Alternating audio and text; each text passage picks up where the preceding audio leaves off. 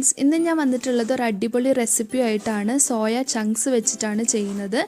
അപ്പോൾ നമുക്ക് എങ്ങനെയാണ് ഉണ്ടാക്കുന്നത് നോക്കാം. അതിനുവേണ്ടി ഞാനൊരു പാൻ എടുത്തിട്ടുണ്ട്. അതിലേക്ക് വെള്ളം ഒഴിച്ചു കൊടുത്തിട്ടുണ്ട്.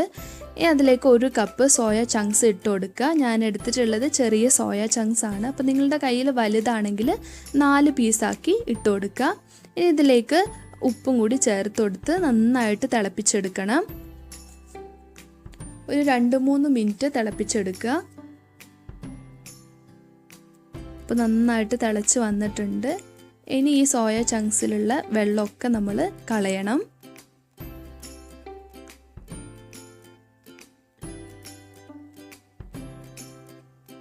അപ്പോൾ ഞാൻ സോയ ചങ്ക്സിലുള്ള വെള്ളമൊക്കെ കളഞ്ഞെടുത്തിട്ടുണ്ട്. ഇനി ഇത് ഒരു ബൗളിലേക്ക് ചേർത്ത് കൊടുക്കുക. ഇനി ഇതിലേക്ക് നമുക്ക് മസാലകളൊക്കെ ചേർക്കാം. അതിനു വേണ്ടി ഞാനിവിടെ 1/2 കപ്പ് മൈദാമാവ് എടുത്തിട്ടുണ്ട്. അതും കൂടി ചേർത്ത് കൊടുക്കുക. ഇതിൻ്റെ കൂട്ടത്തിൽ തന്നെ നമ്മൾ 1/4 കപ്പ് കോൺഫ്ലവറും കൂടി ചേർത്ത് കൊടുക്കുക.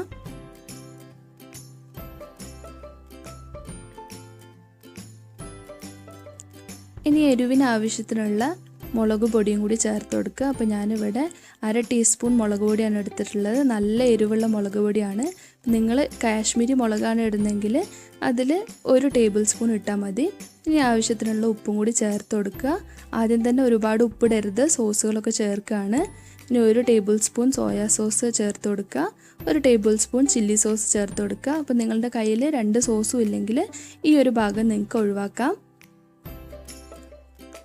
ഇനി 1 മുട്ടയും കൂടി പൊട്ടിച്ചൊഴിച്ചു കൊടുക്കുക. അപ്പോൾ മുട്ട ചേർക്കുന്നത് ഈ സോയ ചങ്ക്സ് ഒക്കെ നല്ല സോഫ്റ്റായി കിട്ടാനാണ്. ഇനി ഇതെല്ലാം മിക്സ് ചെയ്തെടുക്കുക. അപ്പോൾ ഞാനിത് മിക്സ് ചെയ്തിട്ടുണ്ട്. ഇനി ഇത് ഒരു 1/2 മണിക്കൂർ റെസ്റ്റ് ചെയ്യാൻ വെക്കുക. 1/2 മണിക്കൂർ റെസ്റ്റ് ചെയ്തെടുത്തതിന് ശേഷം നമ്മൾ പൊരിച്ചെടുക്കുക. അതിന് ചട്ടി വെച്ചിട്ടുണ്ട്. എണ്ണ ഒഴിച്ച് അതിലേക്ക് നമ്മൾ സോയ ചങ്ക്സ് ഇട്ട് കൊടുത്ത് പൊരിച്ചെടുക്കുക. ഇപ്പോൾ നമ്മളിത് പകുതി വേവിച്ചത് കൊണ്ട് തന്നെ വല്ലാണ്ട് ക്രിസ്പി ആക്കി എടുക്കേണ്ട ആവശ്യമില്ല. പുറം ഭാഗം നല്ല ബ്രൗൺ കളർ ആവുന്നത് വരെ നമ്മൾ പൊരിച്ചെടുത്താൽ മതി.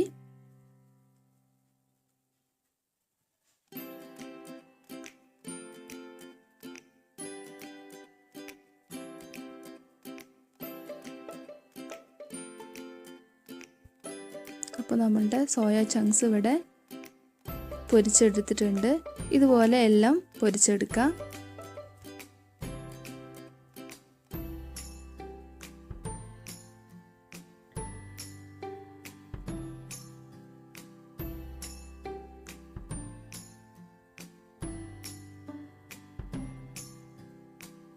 ഇനി നമ്മൾ ഇത് മസാലയാക്കി എടുക്കണം. അതിന് വേണ്ടി ഒരു പാൻ വെച്ചിട്ടുണ്ട്.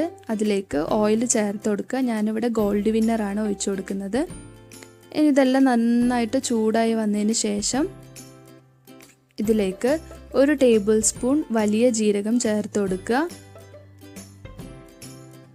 ഈ വലിയ ജീരകം നന്നായിട്ട് പൊട്ടിയതിന് ശേഷം ഇതിലേക്ക് വെളുത്തുള്ളി ചേർത്ത് കൊടുക്കുകയാണ്. അപ്പോൾ ഒരു 5 അല്ലി വെളുത്തുള്ളി ചതച്ചെടുത്തതാണ്. അതും കൂടി ചേർത്ത് കൊടുത്ത് നന്നായിട്ട് മിക്സ് ചെയ്യുക. അപ്പോൾ ഈ വെളുത്തുള്ളീൻ്റെ പച്ചമണമൊക്കെ മാറുന്നത് വരെ നമ്മൾ മൂപ്പിച്ചെടുക്കണം.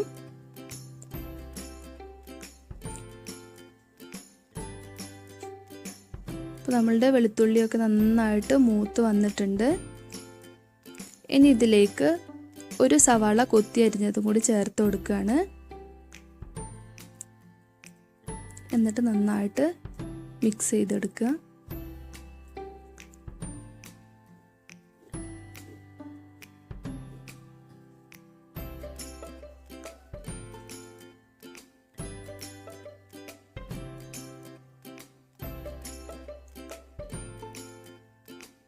ഇനി ഇതിലേക്ക് നമ്മൾ കറിവേപ്പില ചേർത്ത് കൊടുക്കുകയാണ്. കറിവേപ്പിലയും കൂടി ചേർത്ത് നന്നായിട്ട് മിക്സ് ചെയ്തെടുക്കുക.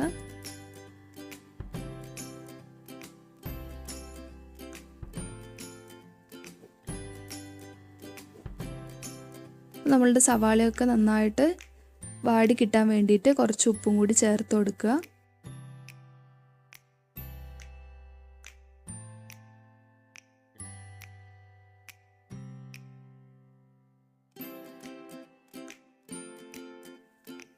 അപ്പോൾ നമ്മളുടെ സവാളയൊക്കെ നല്ലോണം വഴന്ന് വന്നിട്ടുണ്ട്. ഇനി ഇതിലേക്ക് ഒരു ക്യാരറ്റ് ചെറുതാക്കി മുറിച്ചത് ചേർത്ത് കൊടുക്കുക.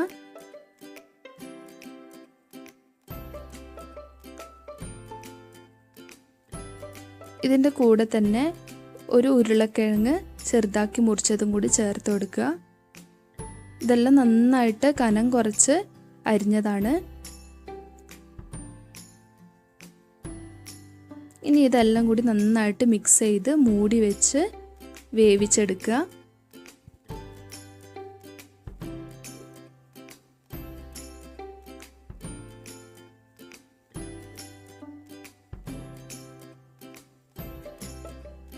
അപ്പോൾ നമ്മളുടെ സവാളയും ഉരുളക്കിഴങ്ങും അതേപോലെ തന്നെ ക്യാരറ്റൊക്കെ നന്നായിട്ട് വാടി വെന്ത് വന്നിട്ടുണ്ട്.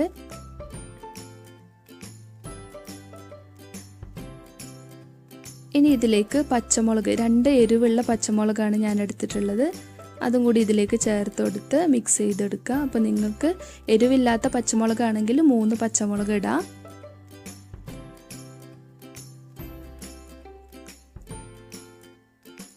അപ്പോൾ ഇതെല്ലാം നന്നായിട്ട് വാടിയതിന് ശേഷം ഇതിലേക്ക് 1 ടേബിൾ സ്പൂൺ ടൊമാറ്റോ സോസ് ഒഴിച്ചു കൊടുക്കുക.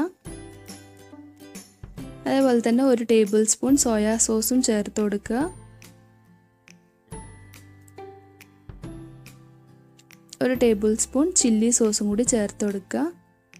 ഇനി നിങ്ങളുടെ അടുത്ത് ഈ സോസുകളൊന്നും ഇല്ലാന്ന് തോന്നുകയാണെങ്കിൽ ഒരു തക്കാളി നന്നായിട്ട് മിക്സിയിൽ അരച്ച് അതിലേക്ക് സുർക്കയും പഞ്ചസാരയും കൂടി ചേർത്തിട്ട് ഇതിലേക്ക് ചേർത്ത് കൊടുക്കുക.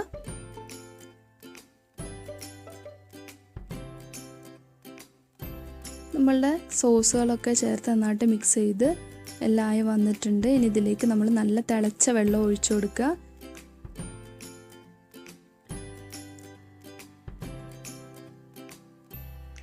എന്നിട്ട് നന്നായിട്ട് തിളപ്പിച്ചെടുക്കുക.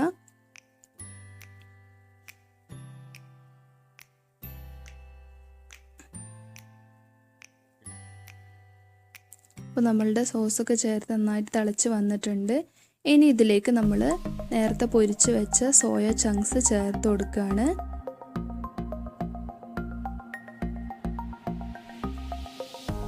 ഈ സോയ ചങ്ക്സ് അതിലേക്ക് ചേർത്ത് നന്നായിട്ട് മിക്സ് ചെയ്ത് കൊടുക്കുക. നമ്മളുടെ സോസൊക്കെ ഈ സോയ ചങ്ക്സിൽ പിടിക്കുന്നത് വരെ നമ്മൾ മിക്സ് ചെയ്ത് കൊടുക്കുക.